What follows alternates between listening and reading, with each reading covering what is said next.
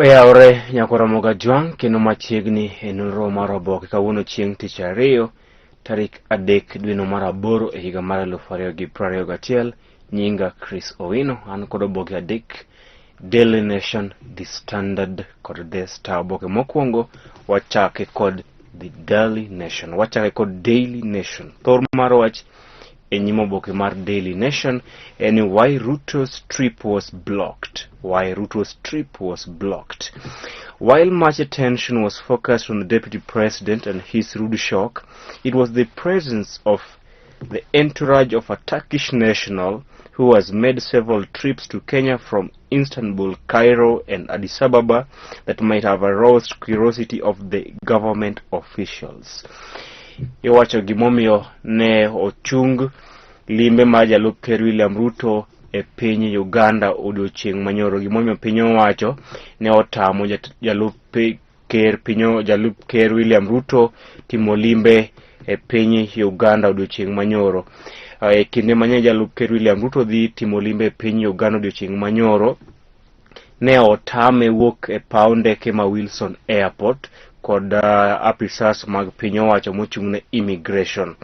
Kane openjo gimomiyo otame dhi e piny Uganda, ne onyise ni nyaka oyud clearance kuom jatend jotich mag piny owacho mano Francis Kenywa. Kata kamano ma en ataro kod chike nikech onego bed ni jalup ker William Ruto kadhi e pinje maoko oyudo clearance kuom jatend piny owacho Uhuru Kenyatta to ok jatend jotich piny owacho Francis Kenywa. Mane omiyo Ruto obet e Wilson Airport kuom seche 5 ka orito clearance kuom Francis Kenywa. Kata kamano bang'e to jood bura mane otenore kod jalup ker William Ruto mane dhi e piny Uganda moting'o Ndindi Nyoro kaachiel kod Oscar Sudi ne omi clearance kendo owe thuolo mar dhi e piny Uganda. Kata kamano jalup ker William Ruto to ne otam dhi e piny Uganda. Gino makoro yangore en gino mane dimi piny owacho tamre miyo jalup ker William Ruto thuolo mar dhi e piny Uganda en achiel kuom jogo mane otenore kode e limbe makamano ma en japiny Turkey. Miwacho ni osebedo ka biro e pacho kae kowuok e piny Istanbul, seche moko wuok Cairo, seche moko wuok Addis Ababa Ethiopia.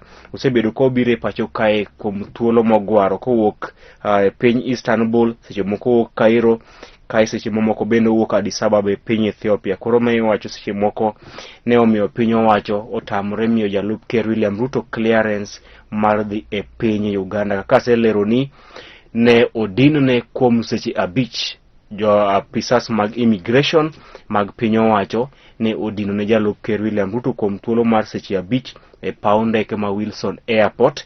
Gino mane giwacho ne giyudo call from above kanyisogi ni nyaka jalup ker William Ruto yud clearance kowuok kuom jatend wacho mano Head of Public Service Kenywa. Kata kamano kalore kod pend chike kata policy mar government, jalup ker yudo clearance kende kowuok kuom ker mok jotij piny owacho kata ja Head of Public Service. Mano e thor mar wach e nyim oboke Daily Nation. Gino ma omiyo jalup ker William Ruto ne otam dhi e piny Uganda. Ka Daily Nation wacho ne ok otam Ruto dhi e piny Uganda, en seche moko piny owacho ne en kod luoro ewi jago moro mane otenore kode ma japiny Turkey mosebedo kabiro e pacho kae kinde mokalo. Iwacho ni ma ema nomiyo piny owacho otamo Ruto dhi e piny Uganda kalore kod piny Turkey mosebedo kabiro e pacho kae e yo ma ok oyangore. Ito oboke mar adek loso ewi mich mane Prime Minister mar piny Ingereza Boris Johnson omiyo jatend piny owacho Uhuru Kenyatta e kinde mane odhi timo limbe e piny Ingereza. En gari ranyisi mar gari mar Safari Rally mane ochak tiyogo e pacho ka higa mar 1962. Nyalo nyiewo oboke mar Daily Nation mondo ine ranyisi kata model mar Safari Rally mane ochako ng'weche pacho kae kod pinje mag Afrika, mane mich mane omi ker Uhuru Kenyatta kowuok e piny Ingereza. Ito oboke mar 4 wacho ni ogai mar ODM Raila Odinga ni kod midhiero maduong' mokalo mar keto jogo madhi konye mondo bedo jaloch e yiero maduong' mabiro. Gai mar ODM Raila Odinga ni kod midhiero mar loso tim mare madhi konye e dwaro mare maloyo kata bedo ker mar abich ma pacho kae e yiero maduong' mabiro. Iwacho ni sani bang' kane Kalonzo Musyoka kod Wetang'ula osewere kod gai mar ODM Raila Odinga riwruok mar NASA, sani koro en kod tich matek mokalo mar kelo kanyakla jotelo madhi konye e dwaro mare mar bedo jaloch e yiero maduong' mar kom ker mabiro. Oboke mar abich, riwruok mar One Kenya Alliance dhi timo romo kama jotelo mag One Kenya Alliance ewi chenro mar gwelo achiel kuomgi e laro kom ker e yiero maduong' mabiro kod otiko mar One Kenya Alliance ka achiel kod twak ewi duond od bura mar KANU. Ka inyalo paro duond od bura mar KANU ne owacho ni duond od bura mar Jubilee nyaka higa mar 2022 kendo ok gichan ketho riwruok makamano ma osekelo penjo mathoth to KANU ochung' kanye nikech KANU bende ni One Kenya Alliance. Kata kamano jotelo mag KANU ne owacho ayanga ni pod gin e winjruok kod piny owacho mar Jubilee mamiyo ok gibi ketho winjruok makamano kod piny owacho mar Jubilee mondo gidonje ayanga riwruok mar One Kenya Alliance. Kendo romo makawuono mar One Kenya Alliance dhi twak ewi fet mar Jubilee, ewi fet mar duond od bura mar KANU nikech ok oyangore to KANU ochung' kanye. Konchiel owacho ni gin pod e winjruok kod Jubilee, ka konchiel bende owacho ni en e riwruok mar One Kenya Alliance. Koro magi weche midhi twaki e riwruok mar One Kenya Alliance kata bura mar One Kenya Alliance ma idhi timore odiochieng' makawuono. Oboke mar auchiel, ogai mar duond od bura mar ODM ne oyango ni odhi chako chenro mar romo kod jopiny, romo kod jo bodaboda, romo kod wakeini, romo kod jo ohala e tunge Kenya duto mapacho kae kochakore chieng' tich abich. Ogai mar ODM Raila Odinga ne olero ni odhi chako timo romo kod joriemb apiko, jotend kanise, weg ohala, joma mine kaachiel kod grube mag rowere e tunge Kenya duto mangima, gino mowacho ni Voice of Change. Romo makama dhi chakore chieng' tich abich ni e kaunti ma Kisii kama Raila dhi timo romo kod jo boda boda, odhi timo romo kod jotend kanise, odhi timo romo kod jogo ohala, wakeini ka rowere e kaunti ma Kisii. Bang' wuok e kaunti ma Kisii, Raila dhi timo romo kod grube makamago e kaunti ma Kakamega kama ne owacho ni odhi romo kod grubego e tunge Kenya duto mangima e pacho kae. Oboke mar abiriyo, gino ma omiyo ne olor ne jalup ker William Ruto e dhi piny libamba ma Uganda, ka aselero ni nyalo bedo ni achiel kuom jogo mane otenore kod jalup ker William Ruto ma ok e piny momiyo ne olor ne. Oboke mar aboro, piny Kenya na achiel kuom pinje mag Afrika madhi yudo chanjo mar Johnson & Johnson maromo doses milion 400 kowuok e riwruok mar World Bank. Oboke mar 12 gin weche mag somo, pajondiko kaachiel kod pach josomo kaachiel kod weche moko e piny owacho kata weche moko e counties ma pacho kae nyaka kod weche mag ohala. Oboke mar 2 an kod oboke mar The Standard. Thor mar wach e nyimo oboke mar The Standard en Ruto blocked from another Uganda visit. Deputy President's second private visit to Uganda in a month aborts after he was asked to seek clearance from the head of public service. He had waited at Wilson Airport for 5 hours.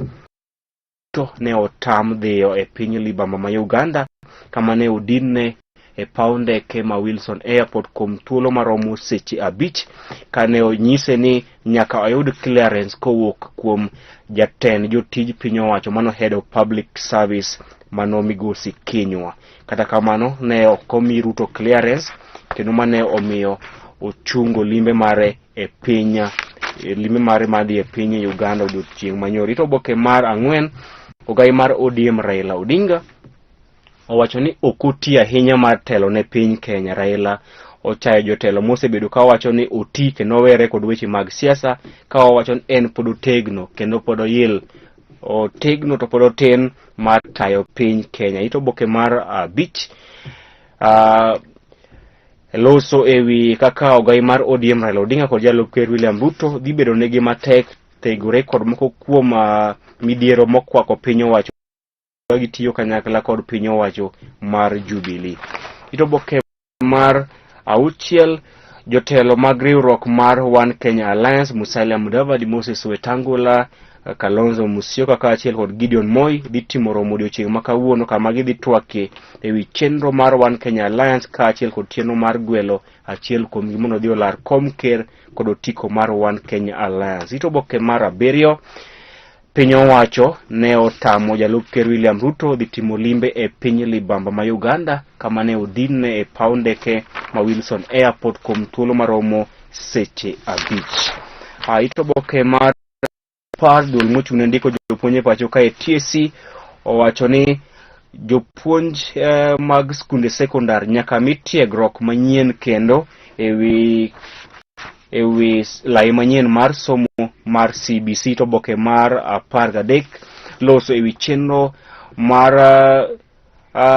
jopuonjre ma jo klas 9 riwore kod skunde mag sekondar mane ochakore ayanga odiochieng' manyoro kama jopuonjre ma jo klas 9 ne ochako ayanga sombgi kata ochako ayanga donje chenro kata e skunde mag sekondar odiochieng' manyoro. Weche mowuok e counties kaachiel kod pajo ndiko nyaka pach josomo. Oboke mogik kan kod oboke mar The Star.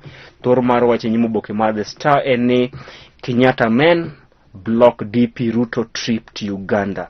DP waited for more than 5 hours at Wilson Airport for clearance from the state officials who kept passing the buck. Jalup ker William Ruto ne otam dhi e piny Uganda odiochieng' manyoro kama ne odinne e paw ndeke ma Wilson Airport kuom thuolo mar seche 5. Ewi mano mane owacho ni nyaka oyud clearance kowuok kuom head of public service. Ito oboke mar 4 nyaka ito oboke mar 5 ogai mar ODM Raila Odinga osechako loso kenge mar neno ni oromo kod jotelo kaachiel kod grube mopogore opogore pacho kae motelo ne yiero maduong' mabiro kaka yo mar neno ni otimo ikruok makare mar bedo jaloch e yiero mar kom ker mabiro. Odiochieng' manyoro Raila ne owacho ni odhi chako timo limbe e kor gwenge duto ma pacho kae kama odhi romo kod grube mag rowere, wakeini, johala, jotend kanise kaachiel kod grube mopogore opogore pacho kae kama odhi twak kodgi ewi chenro mar telo mare poni oyiere ka ker ma pacho kae. Ito oboke mar 6 odiochieng' manyoro jalup ker William Ruto ne otam dhi e piny libamba ma Uganda kama ne odinne e paw ndeke ma Wilson Airport kuom thuolo maromo seche 5. Mano bende makelo giko nonro mar Oboke odiochieng' ma kawuono. Ibed kod odiochieng' makare. Nyinga Chris Owino.